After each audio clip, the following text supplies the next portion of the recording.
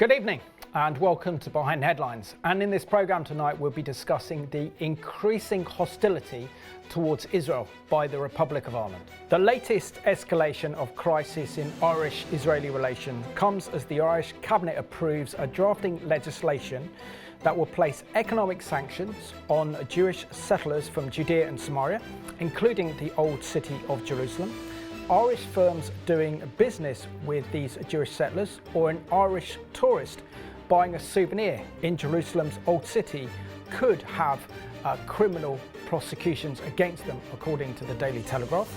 This is the latest in the round of increasing hostility shown towards Israel by the Irish government. And could Ireland now be the most hostile Western nation towards Israel? And what lies behind this increasing hostility towards the Jewish state? And we'll also be discussing how Ireland's brave and courageous Christians are fighting back. Reagan, it's great to see you back on Behind the Headlines, and congratulations to you and Rachel for a new baby, Sloshana. Thank you so much, and yeah, you're looking a fresher state than I am. Well, thank you, Simon, and we're very blessed. Shoshana was born at 3.06. Everyone asks how much she weighed, 3.06 kilos. So doing well and healthy and all okay. But it's good to be back. Wonderful, and on Yom Yerushalayim Day as well. It was. She shares the birthday with her mother, so the 28th of Iyar in the Hebrew calendar. It's Yom Yerushalayim every year, and that was it was also the 28th of Iyar when Rachel was born. So they share the same Hebrew calendar birthday, which is a nice thing. Fabulous. So what do you make of this growing hostility that we're seeing being directed against Israel from the Republic of Ireland, to the extent now that Ireland has to be the most hostile Western nation towards Israel, and the hatred is ramping up. And we also see that Israel no longer has an embassy or an ambassador operating in Dublin, yet it has one in the United Arab Emirates, in Egypt, and in Amman in Jordan. But there is no longer an Israeli embassy in Dublin. Well, first of all, I'll preface this by saying, my family has Irish roots, going back in part, and so I say this with respect and with regard for Ireland and for a lot of its heritage, but birds of a feather flock together, right? And so often at these pro-Hamas rallies, I see the Irish flag flying very high and proud next to the Palestinian flags, and it is without question that Ireland almost certainly is the most I'm not going to say pro-Palestinian, it's literally pro-resistance, pro-Hamas, because these are often characters, if we're being honest.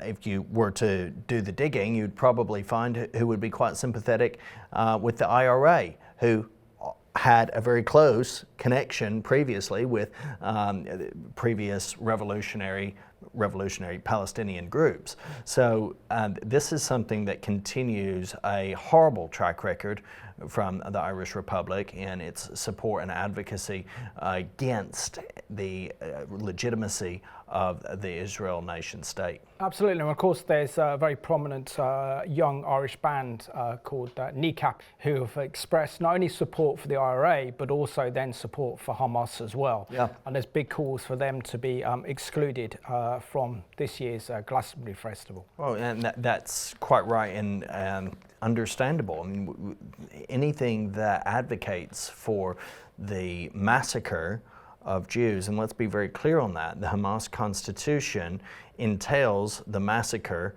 of Jews. It entails from the river to the sea the eradication of the Jewish people. It's not about freedom, it's not about unity, it's not about solidarity and cohesion, because you have that in Israel. You have Arab Israelis, Arab Jews, people who are followers of Jesus and not living together in unity. But this is about supporting a cause that is intrinsically Jew-hating. And so it's right for them to be excluded. I fully support that. I don't think that we should give a platform to anyone who supports that sort of thing. But the issue remains that Ireland has, and we've been doing programs already for the past couple of years on this, touching on it here and there, where we see routinely an onslaught of vitriolic language from the Irish Taoiseach, from various individuals within its parliamentary system, actively advocating against Israel. Let's give you this overview of the issues and the crisis facing Irish-Israeli relations. So Ireland's cabinet last week formally supported drafting legislation that would impose economic sanctions on Jewish communities living in Judea and Samaria, including in the Old City of Jerusalem. An Irish firm that conducts business with Jewish settlers or an Irish tourist purchasing souvenirs from the Old City in Jerusalem could potentially be committing a criminal offence under this new law, as reported by The Telegraph. This development marks a significant escalation in hostility between Ireland and Israel. It follows the Irish government's official declaration of intervention in South Africa's case against Israel at the International Court of Justice, which resulted in Israel closing its embassy in Dublin back in December. In May of 2024, the Irish government, along with Spain and Norway, officially endorsed a recognition of a Palestinian state, effectively rewarding Hamas for its atrocities committed on October the 7th. We'll be asking what lies behind this growing hostility between Ireland and Israel, and also the close, as Reagan said, the close connection between the IRA and the PLO terrorist organisations. We also see here that the Irish also tend to see the Israeli-Palestinian conflict in terms of looking at their own conflict they had with the British and their fiercely independence that they've sought after. And so they compare Israel to the British in their hatred and their hostility. Yeah. And then in the 1990s, we had the sex scandals affecting the Catholic Church and the abuse against children. And this really has had a huge impact on transforming Irish society, to the extent now that Ireland is one of the most liberal, ultra-progressive nations in the entire world. And of course there's the additional crisis, Simon, of the fact that Ireland, the Republic of Ireland, is comprised now of about 25% of illegal migrants, according to Paul Coulter from ICJ in Ireland. And it's one of those things that it's observable, it's evident, you can do the breakdown of the statistics. Most of these do come from backgrounds, Middle Eastern backgrounds, that are renowned for being vitriolic and extremely anti-Semitic.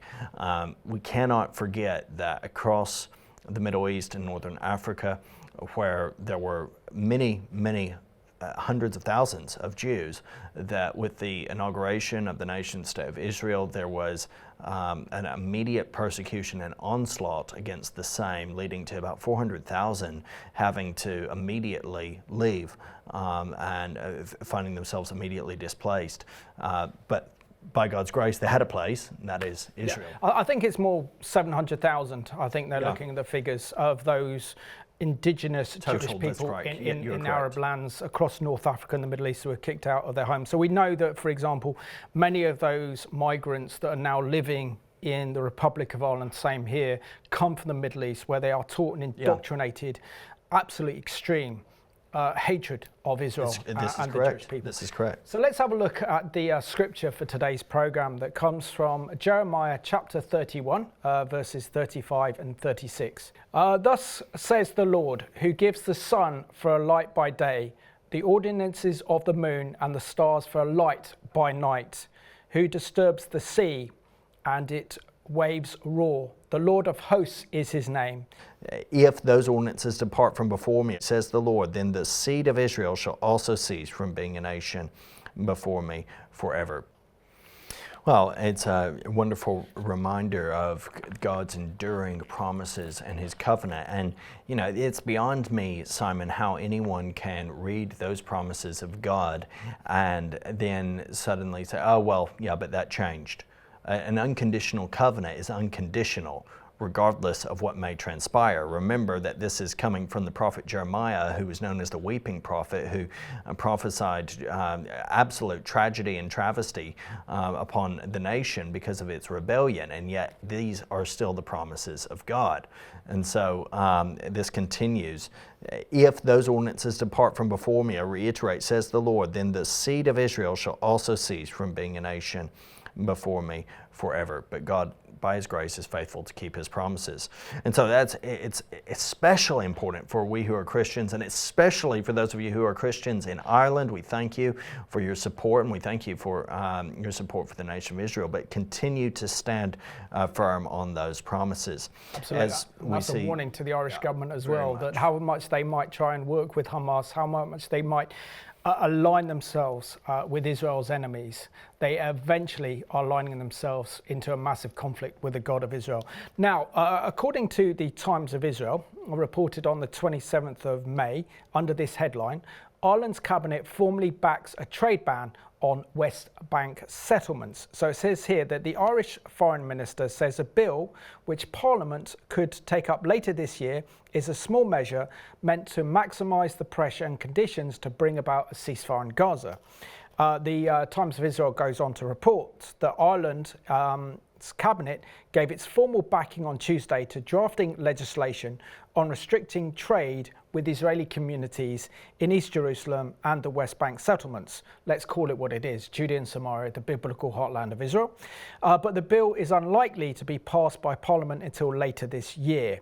So, I mean, the Irish tried to do this in 2018, whereby they wanted to introduce legislation which effectively put economic sanctions on any Irish business doing trade or business with Israel, particularly those Jewish communities in Judea and Samaria. It was so extreme that if you were a tourist and you were visiting the old city in Jerusalem and you happened to buy postcards, some souvenirs from the old city, you could face criminal prosecution.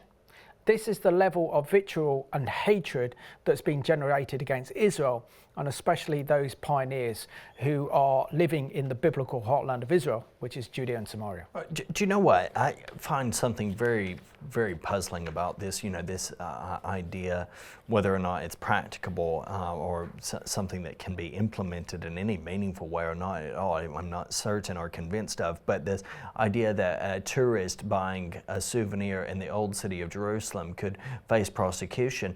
I wonder if these lawmakers have even traveled to Jerusalem, if they've ever traveled to the old city. If so, why are they penalizing? There's quite a number of people in the old city who actually would be more in favor of the Palestinian Authority. So, you're penalizing people for going to, it doesn't make sense. Israeli Arabs living by the Damascus Gate and in East Jerusalem, the Armenian community and stuff as well. I think what they're trying to do is essentially put economic sanctions on the Jewish settlers because they see them as the big obstacle in stopping the prevention of a Palestinian state. And they don't look into the realities of this. They don't actually recognize the fact that this does very, very little economic damage to Israel, but what it does do is affect Ireland's reputation, because Ireland has very low tax havens for a lot of big high-tech digital companies that operate out of Ireland, and knowing that these nations and companies invest so heavily in Israel and reliant upon Israel.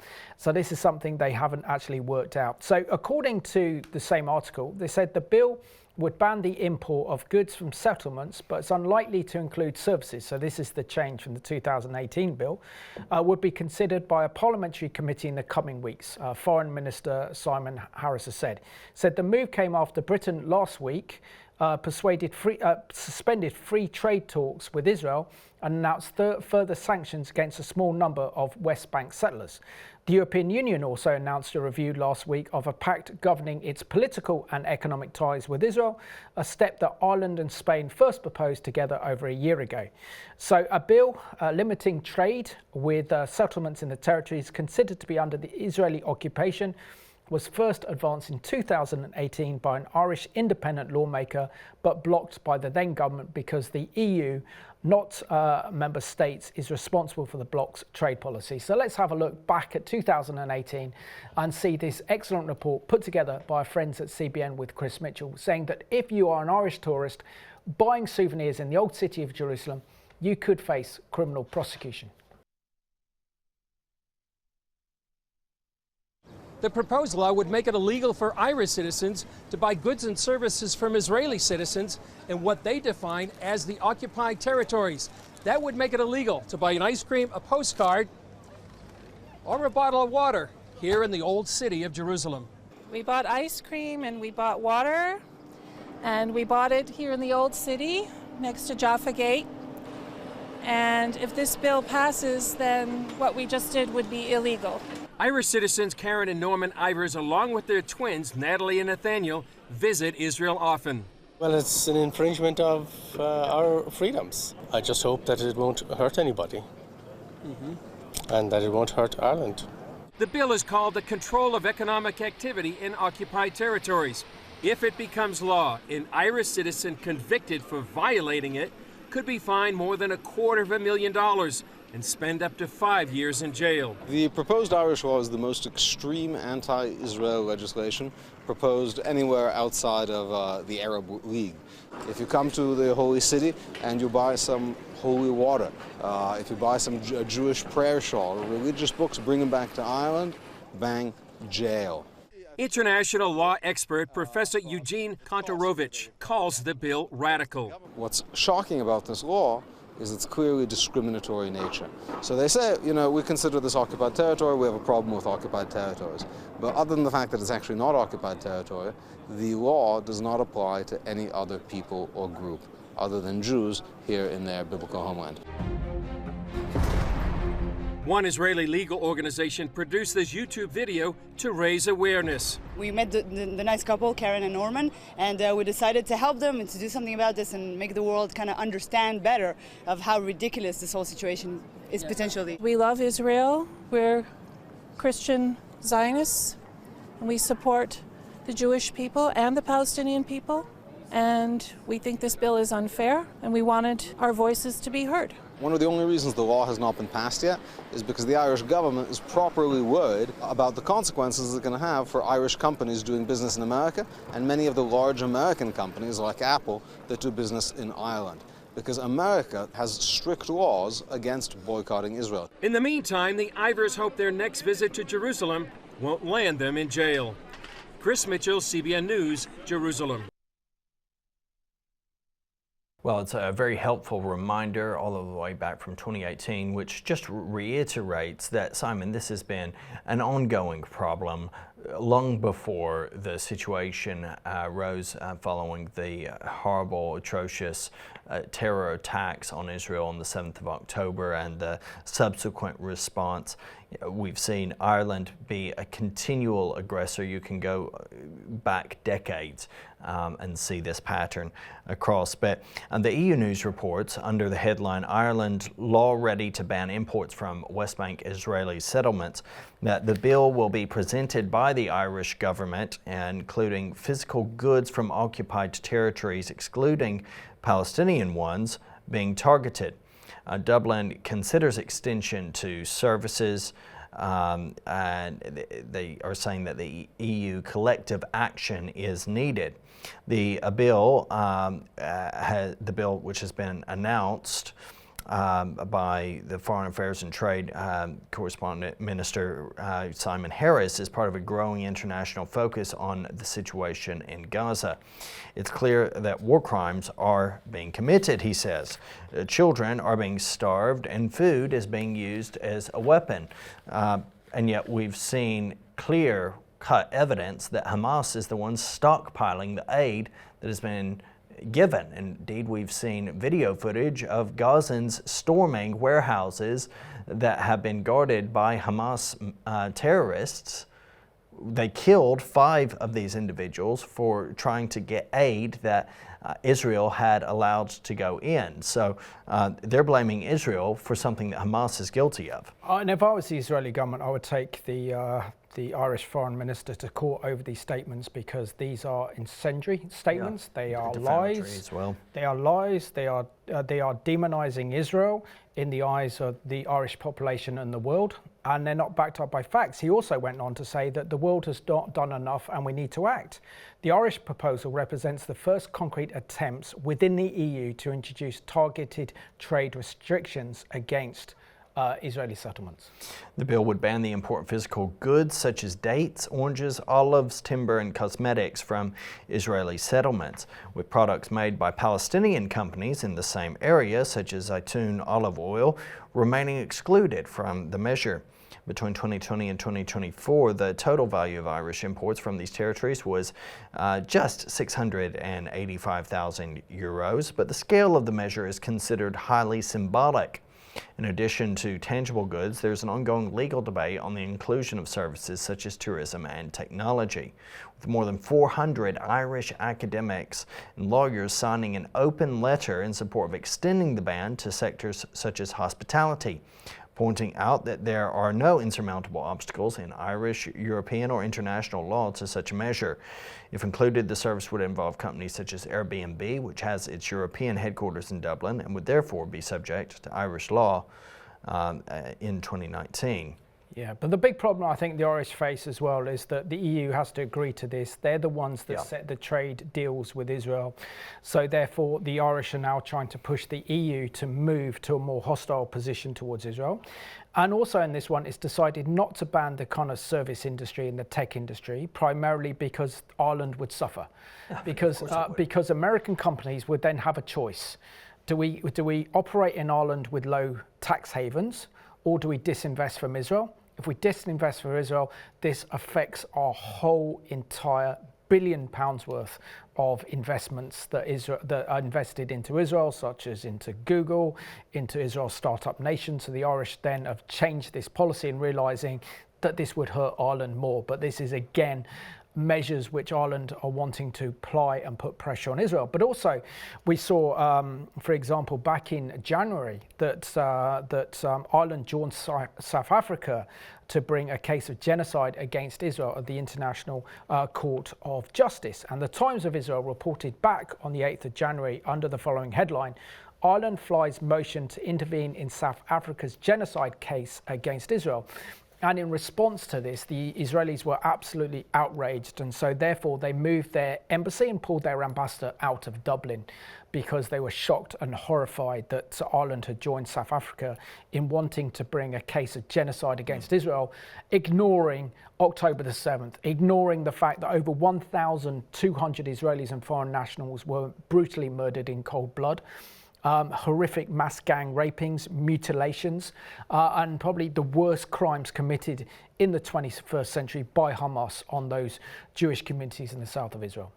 The Foreign Minister Gideon Saar has responded to the decision by announcing that he will close Israel's embassy in Ireland, which he accused of supporting the politicized proceedings being conducted at the ICC against Israel and its leaders, working to change the definition of genocide to target Israel at the court, because Ireland is joining South Africa in its onslaught against Israel, claiming that it is perpetrating genocide. And basically there's been this ongoing comparison to what's going on in Israel and its right and understandable lawful division from the Palestinian territories and apartheid. But the whole thing is confused because, you know, if you want a state and the Palestinians say we want a state, okay, then you have to have your own infrastructure, you have to have borders, you have to have terms and conditions. The neighboring state is not obligated to allow you to come in to its territory. So the reality is there is an Israeli state, there's not a Palestinian state, but the Palestinians want a state. And so, you know, if you're wanting to be treated as a state, but you're technically not a state, you're an insurrectionist grouping, which has to still somehow be apprehended and cornered in, which is why you have some of the system as it is. If the Palestinian Authority wanted a state, they would sign a peace treaty with Israel today. Many times they would sign a peace treaty with Israel today. They would recognize Israel's right to exist, and there would be peace between the Israelis and the Palestinians. The fact is that they don't want a Palestinian state. They want They want a Palestinian state. They want the functions of a Palestinian state in order to wipe Israel off the face of the earth, which is in the covenant charter of the PLO. That's why you have across the territories, the Palestinian territories, T-shirts and memorabilia that show, even on the placards that we see at protests in Ireland, even in London for that matter, there's no two-state pictured. It's all one state. It's a keffiyeh-laden map of Israel, and it's showing, look, we don't actually want a two-state solution. We don't want peace. We want the whole thing to be Palestine, from the river to the sea. Yep. There's global genocide. Yeah. We also see, for example, that Israel's foreign minister described Dublin as encouraging anti-Semitism and accused the Irish Prime Minister of hating Jews. He also said that Israel recalled its ambassador last May after Ireland became one of 3 EU countries that said would unilaterally recognise a Palestinian state. And then in November 2024, the Irish Parliament passed a non-binding motion declaring that genocide is being perpetuated before our eyes in Gaza. Now, there's an excellent article published by the Daily Telegraph.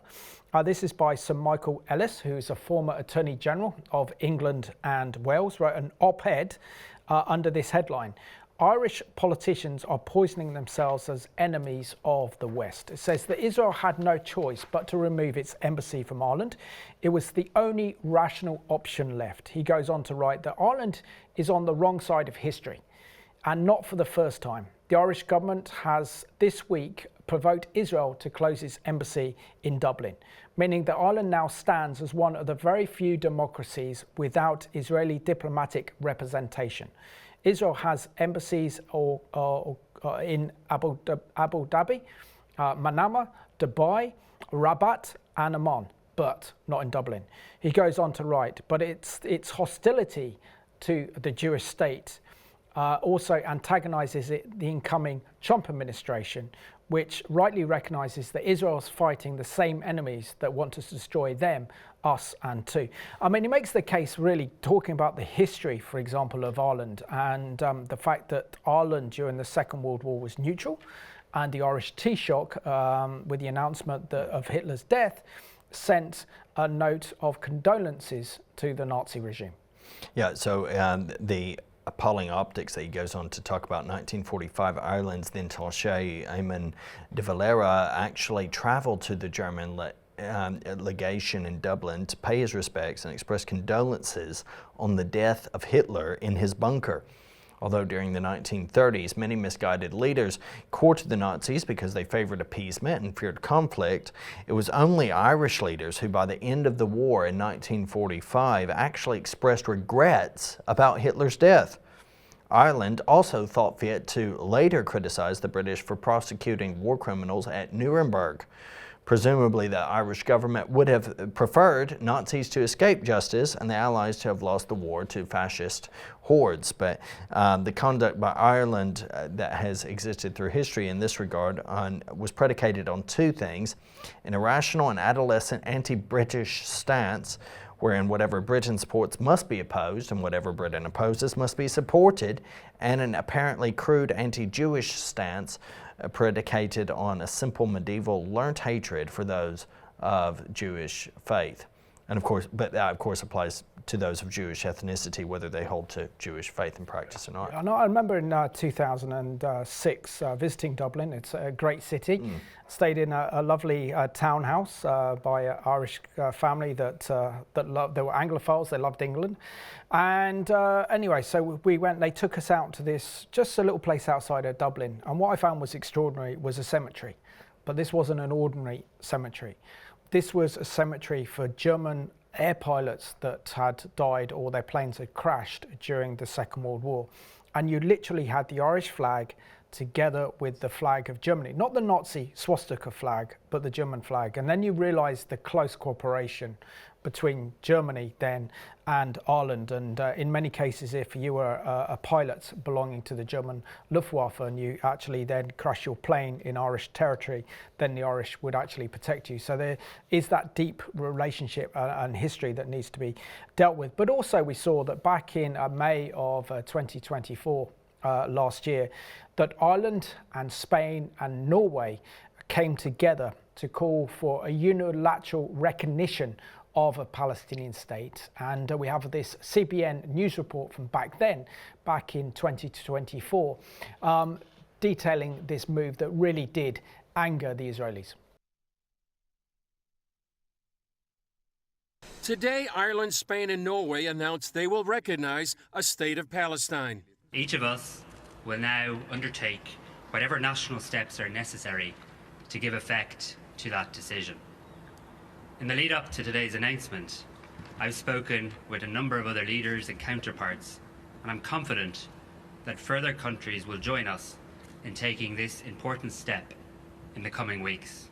Hamas called the decision an important step, while Israeli Foreign Minister Israel Katz said it is giving a prize to Hamas and Iran. And he recalled Israel's ambassadors to Norway and Ireland. The European countries' announcements came after this week's decision by the International Criminal Court to consider arrest warrants for Israeli Prime Minister Benjamin Netanyahu and Defense Minister Yoav Gallant. On Tuesday, Norway declared if warrants are issued, they will enforce them and arrest Netanyahu and Gallant. On Capitol Hill, a bipartisan group of U.S. senators say they'll take action against the ICC, and the House of Representatives is working on a bill to sanction the court.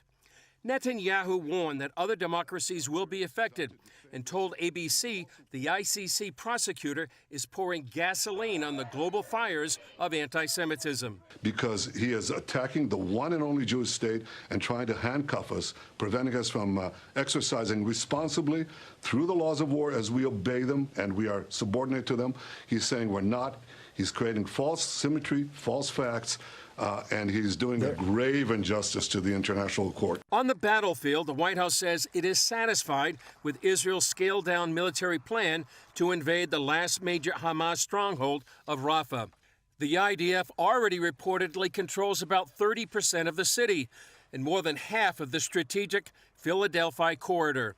This area contains smuggling tunnels used by Hamas to resupply its ammunition and weapons. Further north, the U.S.-built pier is bringing in aid to Gaza, but most of the aid is being stolen soon after it leaves the pier, and the Pentagon says none of that aid has reached the people in Gaza.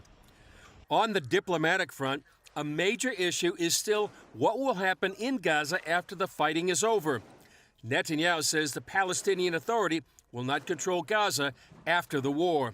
The Biden administration is pressing Israel to accept a deal normalizing relations with Saudi Arabia in exchange for some form of Palestinian involvement in Gaza after the war.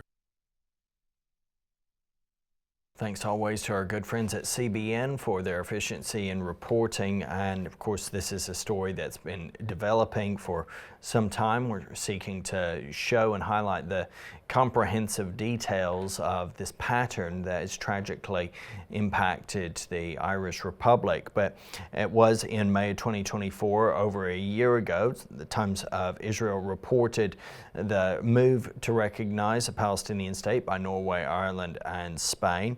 And they reported Jerusalem recalls ambassadors from Oslo and Dublin as foreign minister says announcement is prize for terrorism. Abbas and Hamas celebrate the move.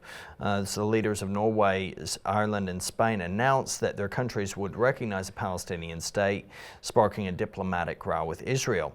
Norwegian Prime Minister Jonas Gahr Store and Spanish Prime Minister Pedro Sanchez said that their countries would make recognition official on May 28th of last year in a joint move with Ireland, whose leader Simon Harris said he expected other countries to join an upswell of support for Palestinian statehood in the coming weeks, and a direct reward for acts of heinous terror. And it's also against international law, because there is a legal framework known as the Oslo Accords for the Israelis and the Palestinian Authority to negotiate a final settlement of the Israeli-Palestinian conflict.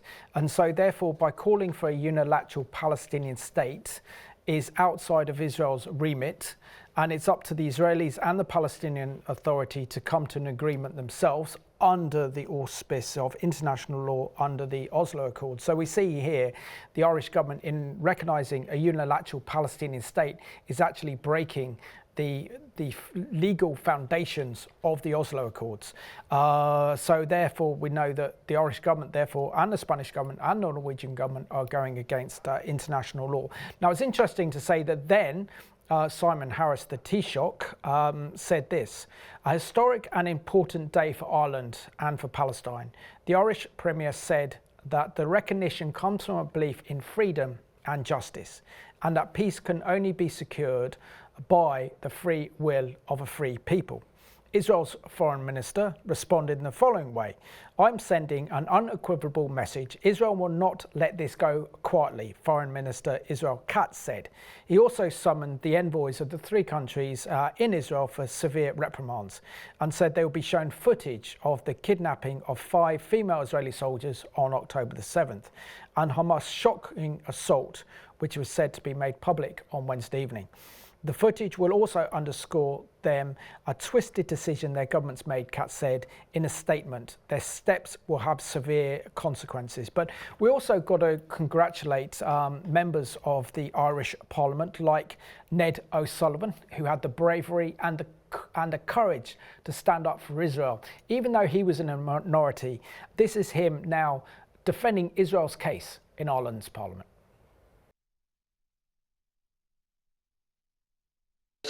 By Senator O'Reilly, we would have a discussion here with the Taoiseach, the Minister of Foreign Affairs, on the appalling situation in the Middle East as we approach the horrible date of October the 7th, a day that will live forever in the minds of decent people, where Hamas inflicted such savage brutality on innocent young men and women.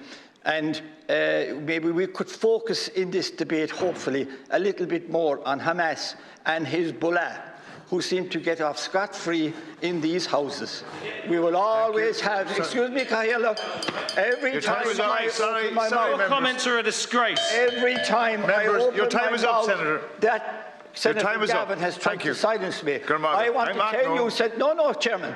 I want to tell you, Senator Gavin, you will not silence me. You will not bully me. You will not bully me, and you will not silence me. There's a lot of bullying going on. Silent on genocide. You tried it before you went for Europe. Silent on genocide. You tried it before you went for Europe. You got your answer. Can I ask you to resume your seat? Your time is up. No, you must protect me. I will. I am. Your time is up, and you're over time. No, it's over because I'm being interrupted. You were over your time when you actually are well over. Allow me, as the impartial chair who protects all members, your time was up and you were actually in at a time when you were speaking. So I was actually calling you to conclude. Well, I will protect all members, and I will ask all members to direct their comments through the chair, not to be going back and forth. Members are entitled to have their views. There's no bullying by anybody that I see in terms of the chamber. Well, look, sorry, on a point of order. On a point of order, Cahill. Not a point of order. I'm making a point of order. Okay. On a point of order, I want to say that every time that I have brought up my personal opinion on the atrocities of Hamas and Hezbollah here, I have been interfered with in my speech from one or other of the pro-Hamas, pro-Hezbollah brigade in here in this chamber. Well, that's not acceptable to me. Okay, and I will happily sit down and talk to you about that, and I will ensure that that won't happen again. Thank you. You're entitled to your view, as is all other members of the House. Thank you. Entitled to their views. Well, a disturbing survey has been released which details and underlines the point of this program, showing the attitudes of many of the Irish toward Israel. And the Times of Israel reporting under the headline "Anti-Semitism among Irish Christians at Medieval Levels." A new survey has revealed and has found religious narratives play a massive role in strong anti-Jewish and anti-Israel trends, with Catholics far less supportive of Israel than Protestants.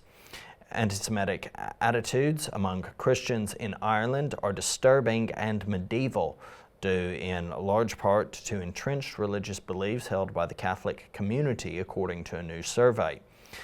Conducted by Professors Mati Imbari of the University of North Carolina at Pembroke and Kirill Bowman of Boston University and Metropolitan College, the study's findings revealed even stronger anti-Jewish sentiments in the Republic of Ireland than they found in their survey of the United Kingdom, published in January, the authors said. The December 2024 study of 1,014 Christian adults in Ireland found that a third believed Jewish people, quote, still talk too much about what happened to them in the Holocaust. Can you imagine, Simon? Some 49% agreed with the statement, quote, Jews are more loyal to Israel than this country, end quote. And 36% said they believe Jews, quote, have too much power in the business world, end quote. With 31% agreeing with statements that Jews, quote, don't care what happens to anyone but their own kind, end quote, and that they are hated, quote, because of the way they behave, end quote. That's disgusting. Let's reveal a bit more of this chilling survey. So they say that Ireland's support for Israel is just a third of that of the United States, where the pair have conducted extensive research of Christian communities. Only 11.3% of Irish Christians support Israel in its conflict with the Palestinians, or let's rephrase that, with Hamas, compared to 42.3% of Americans polled last year.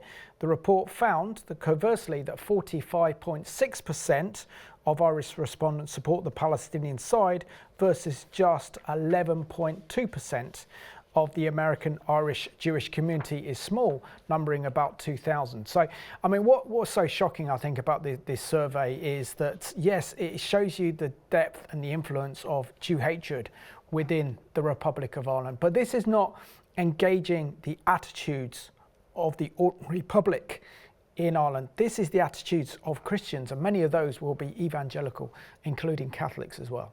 Yeah, very definitely. Now, the country's population is only small, Simon. It's 5.3 million. And so this is significant numbers of that 5.3 million. There's only 2,700 comprising the Jewish community in Ireland. And I reckon that number will, as it has already done, continue to go down as Jews feel less and less welcome and comfortable in the nation that has been, for many of them, their long-term home. Absolutely. So in November 2024, a report by the Education Monitoring Group, Impact SC, that I've worked with, they're a fantastic organisation, found that textbooks used in Irish schools include profound distortions of the Holocaust, Israel, Judaism and Jewish history. It's disturbing to see a Western democracy so steeped in prejudice and bias, Inbury said in a statement. It's like we're living in medieval times. Let's have a look at this CBN interview, which looks at anti-Semitism in Ireland reaching medieval levels amongst Christians. A new survey is revealing shocking levels of anti-Semitism amongst Christians in the Republic of Ireland. Well, one of the researchers said of the disturbing findings, quote, it's like we're living in medieval times. Well, Jamie O'Mahony, an Israel activist from Dublin, Ireland, joins us now. Jamie, thanks for coming on, buddy. Well, Jamie, let me read you a couple of the statistics from this finding. It says the study found about 1/3 of Irish Christians believe Jewish people, quote, still talk too much about what happened to them in the Holocaust, and only 11.3% of Irish Christians support Israel in its conflict with Palestinians, compared to the 42.3% of Americans. So, Jamie, do these statistics shock you? Unfortunately, no. So, Ireland has a history of being, I think, by far and away the most anti-Israel country in Europe. And that dates, of course, since the modern founding of the nation state of Israel in 1948. Ireland didn't recognize that country until 1963.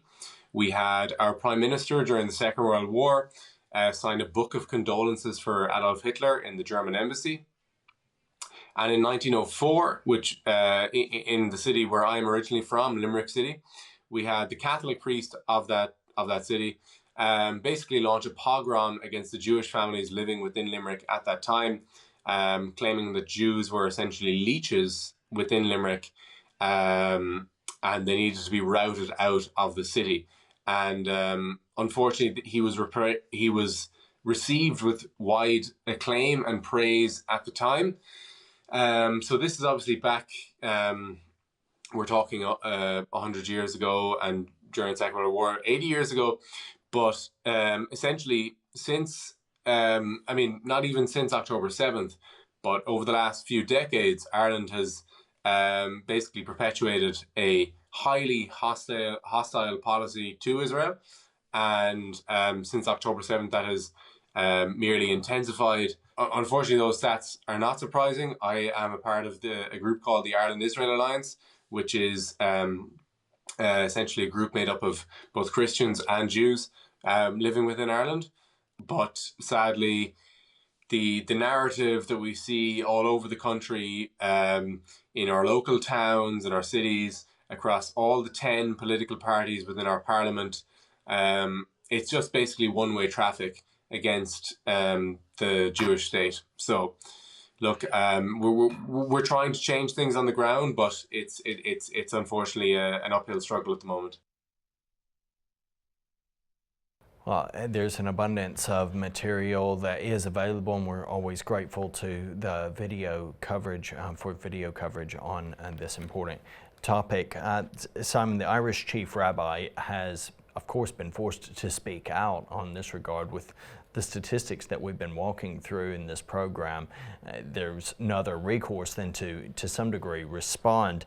The Daily Telegraph did run a story back in December, on December 22nd, 2024, under the following headline: Chief Rabbi, our Irish leaders have contributed to hatred against the Jews. Many of the 3,000 Jews in Ireland at that time no longer feel safe enough to wear symbols of their identity. Rabbi Vider says. Speaking to the Telegraph, the rabbi said, of late many Jews are not comfortable to display signs of their Jewish identity outside their homes as is traditional, or to wear things like a Star of David or a Jewish skull cap when walking in the street. What I'm most upset and concerned about is the number of school children who've told me in recent months that they feel afraid because they are Jewish, or that they avoid talking about being Jewish in front of their non-Jewish peers. He added that the vast majority of Jewish people in Ireland would say that this is a wonderful place to be Jewish. Generations of Irish Jews have thrived here and have contributed so much to so many parts of Irish society. Older Irish Jews, especially those not on social media and without children in school, mostly do not feel the same levels of hatred directed toward them, he said, but added that there is no doubt in my mind that the inflammatory rhetoric by Irish political leaders against Israel over the past years contributed to hatred against Jews in this country. He says there have been instances of swastikas and Kill Jews graffiti, as well as a violent attack on a Jewish student in a nightclub. Some community members have told their rabbis that they wish their children or grandchildren could grow up elsewhere because of the current climate. Political leaders have shown little or no interest in the impact in the situation of the Jewish community, Rabbi Wilder, 28, added. Now, we do have an inspirational video, and this is a courtesy of Ireland-Israel Alliance, and a wonderful woman called Jackie Goodall heads up that organisation. And this is with Paul Coulter speaking at a pro-Israel rally in Dublin, and he is the director of the International Christian Embassy, Ireland. Our next speaker is Paul Coulter. Paul Coulter is the National Director of the International Christian Embassy Jerusalem Ireland branch. Thank you, Paul, for coming to speak today.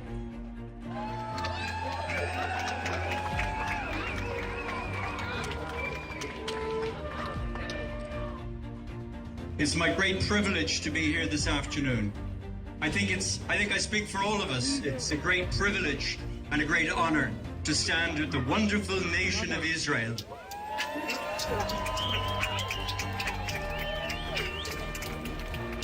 I'm a man of one book, and that book is the Bible. And in that book we read these words. It's a word of warning. It's a word from God. It's a word to the people in the house behind us.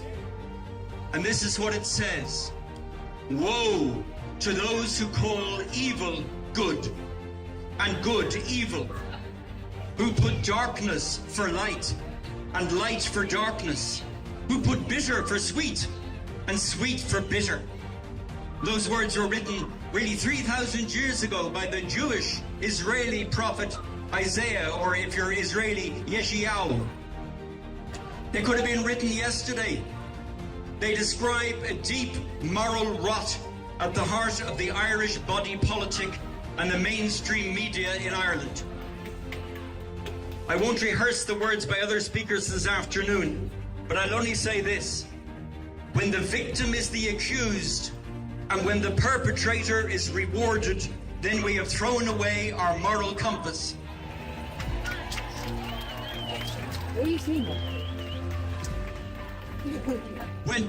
When our government in Ireland can sympathise with the Palestinian perpetrator and can blame the Israeli victim, we know they've thrown away their moral compass.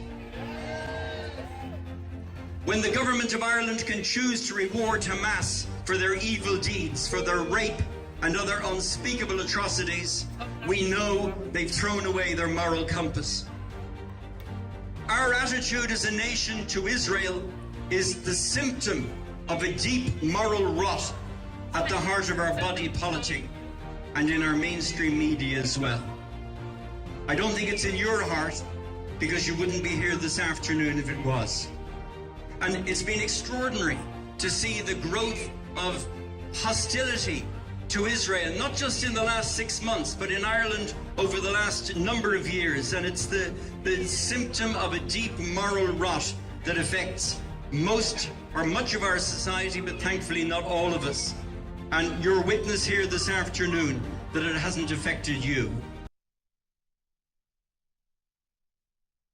And Paul Coulter, who heads up the ICEJ in Ireland, is a wonderful supporter and passionate supporter of Israel, together with the Ireland-Israel Alliance, that's headed up by Jackie Goodall, are doing wonderful work in standing up for Israel and the Jewish people. And they've about to release a document called the Dublin Declaration for Christians to show their love and support to Israel, and this shall be given to the Taoiseach. So if you're in the Republic of Ireland, you love Israel, then please sign up to the Dublin Declaration. That's a very important declaration and very timely. This is, if you don't speak up now, who will speak up? You are there for such a time as this, and you have that ability to make your voice known in this democratic society. But it's important, Simon, that we recognize that Ireland previously was a once great nation. We've seen so many people over the years who were professing faith in Jesus Christ and living that out in meaningful ways, many advocates of Israel, and even before the rebirth of the nation, the idea of Israel and a return of the Jews to the Israel nation state. Yet through the lack of morality, the abuses of professing individuals, religious charlatans, essentially, I can think of no better word, particularly in the Roman Catholic Church, the abuse scandals. There's been, alongside that, and the advocacy for a horrible track record. You have the IRA and the revolutionary mindset, Britain's involvement around the peak of the IRA days in establishing the nation of Israel. It's a very big problem. It's a very, very big problem, and that we're seeing, and we need to be praying that God would equip and raise up an army of individuals who proclaim and share his good news and show, as part of that, the good news for Israel. No, absolutely. I mean, when I was doing the programme, what really came to my mind is that really God has given the Irish leaders, the political leaders, the elites, together with the mainstream media, a debased mind. And it says in Romans chapter 1, verse 8, and even as they did not like to retain God in their knowledge, God gave them over to a debased mind to do the things which are not fitting. And I think that sums up how Ireland has embraced everything that's anti-God or anti-Christ in the Republic of Ireland. But it's also then tragic to see as well, for example, that that when we look back at history, we have Colonel Henry Patterson, who was born in Ireland, who essentially was the founding father of the Israeli Defence Force. We also have a wonderful Bible teacher in Henry Grattan Guinness, coming from the Guinness family, who was a renowned international Bible prophecy teacher, who actually, through his writings, had a huge impact on General Allenby and motivated General Allenby to liberate Israel from the control of the Ottoman Turks. Now, we know that the Israeli society in Ireland, we also know that the government in Ireland and the mainstream media are very much turning against Israel, and they want to cancel Israel. Now, I have to say that this is Ireland's biggest export, and this is what Ireland is known for, Guinness. And knowing, for example, that the Guinness family have a wonderful tradition of love and support for Israel, many of them are biblical Zionists. Will the Irish cancel their own national product, Guinness? I don't think so, but it shows the true hypocrisy of the Irish government in trying to boycott and make life extremely difficult for Israel. Share with us how Ireland could be blessed if they change course. Well, the scriptures are clear that and the Lord will bless those who bless the offspring of Abraham. And of course that applies to God's people as a whole, particularly that it applies to those who are of ethnic Israel. And it's so important that we see the blessing of the Lord in that way. Amen. Great to be doing a program with you, and congratulations on the birth of your new baby, which is wonderful news. And I just want to thank you for watching this program at home. If you are a born-again believer in the Republic of Ireland, if you love Israel, then please sign up to the Dublin Declaration that's been issued by the Christian Embassy in Jerusalem, Ireland, as well as Ireland-Israel Alliance. And you can make a difference in Ireland by standing up for the truth and contending for Israel and being on the right side of history. So thank you for watching tonight's Behind the Headlines.